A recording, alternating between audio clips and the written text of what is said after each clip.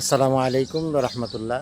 ওয়ালাইকুম আসসালাম ওয়া রাহমাতুল্লাহ। দেশে এবং প্রবাসে যারা আছেন, আজকে আমি আপনাদেরকে একটা জিনিস দেখাই যে আদি যুগের মানুষ পায়ে খরম ফাও দিত, কিন্তু জুতা ব্যবহার করতো না। আজকে কিন্তু আমি কাপড়টা টানলাম।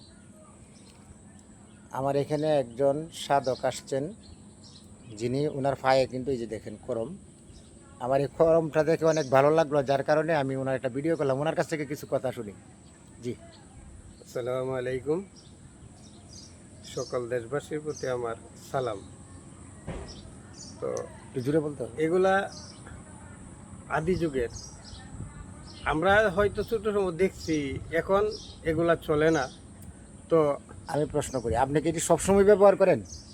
এখন বর্তমানে আমি সব সময় ব্যবহার করতেছি। চলতে কোনো সমস্যা হয় না, না? কোনো প্রবলেম নেই।